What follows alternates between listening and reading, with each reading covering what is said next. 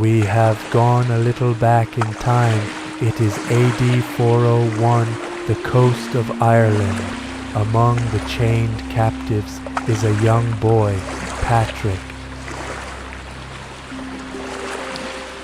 Patrick had grown up in a Christian home, but faith had not yet reached his heart. Ireland would break him first and then change him. Patrick was sold, given to the flocks. His hands were freed, but he had nowhere left to run. 6 years passed like that. Sheep, mountain, rain. And it was there that Patrick learned to pray. By those nights, Patrick was no longer truly alone. No one stood beside him, but he had his prayer, and in that silence, another life was slowly beginning to grow within him. He heard a voice in a dream. "Run," it said. Patrick rose, he walked, and at the shore, there really was a ship. He slipped onto the ship in secret, hid in the dark, and waited for the journey to begin. Patrick escaped Ireland, but Ireland never left him. When he returned to England, faith reached his heart for the first time. AD 432, Patrick returned to Ireland, this time not in chains, but by his own will. And he knew where he had to go, Tara, because if this land was going to change, it had to change from the center. Tara was the center of both the king and the druids, and Patrick walked straight toward it. On the night of Beltane, he lit his own fire on the hill opposite. Everyone looked because they understood what it was, a challenge.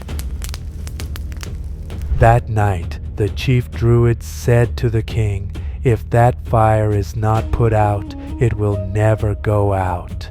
By morning, Patrick descended to Tara.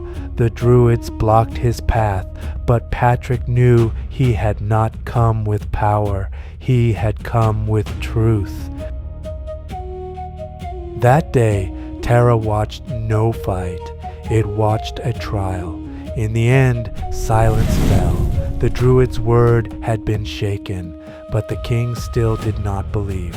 Patrick accepted that, because faith comes by the heart, not by force. For years, Patrick walked across Ireland. In rain, in snow, even in chains, he kept coming back, because a voice had called him there.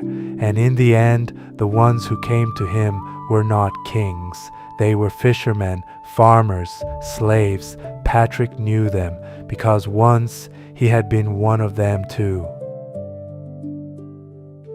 Then Bridget came from a pagan house, but she heard another voice, and the future of Ireland changed.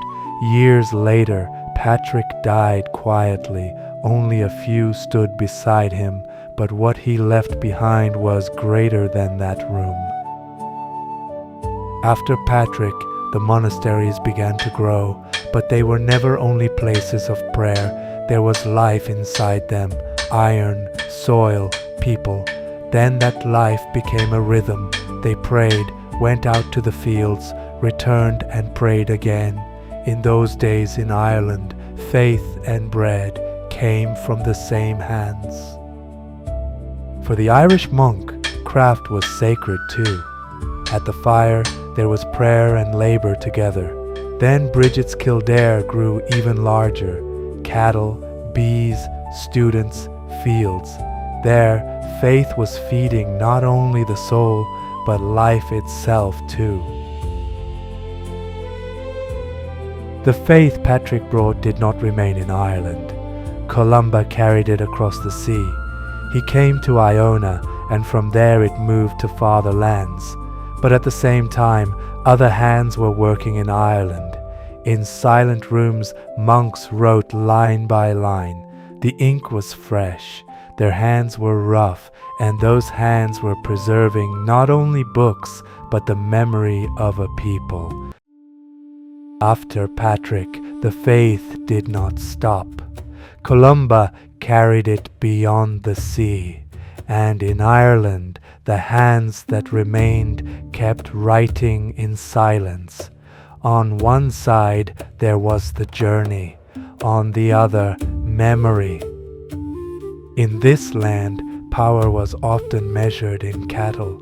Wealth was there, conflict was there, then life moved by the seasons, Beltane, Samhain, harvest, birth. Ireland already knew the rhythm of the earth.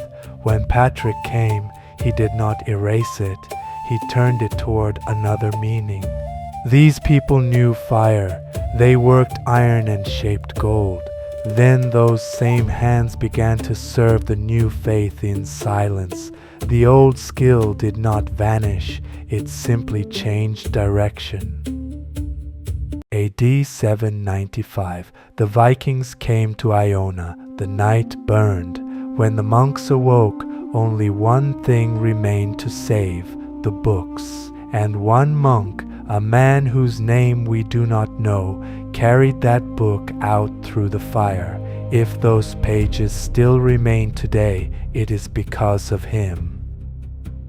The Vikings came, the monasteries burned, but the monks always came back. They set the stones in place again, they opened the books again, and in time those same hands wrote the Book of Kells, page by page, patiently, with gold and ink they rebuilt a faith that had survived the fire.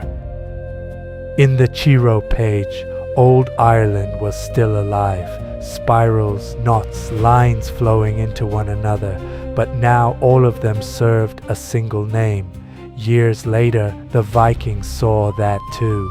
There was something in these monks stronger than fear, and for the first time some of them began to ask, what was keeping these men standing? Patrick left many things behind, but the greatest was not the monasteries, it was the faith of a changed slave, and before he died, he wrote it with his own hand. That line still remains today. That night, 2 fires burned at Tara. One went out, the other remained. The fire Patrick lit has kept burning over this island for centuries. Croak Patrick. He remained here for 40 days, in rain, wind, and solitude. And when he came down from that mountain, he had left behind more than footprints. And then, one evening, a fisherman who had never seen Patrick stepped into that light. He knelt. That was the true inheritance, not a crown, not noise, but faith carried quietly. Tara is silent now. The wind still passes over the same hill, but what Patrick lit did not go out. It is no longer fire, it is prayer.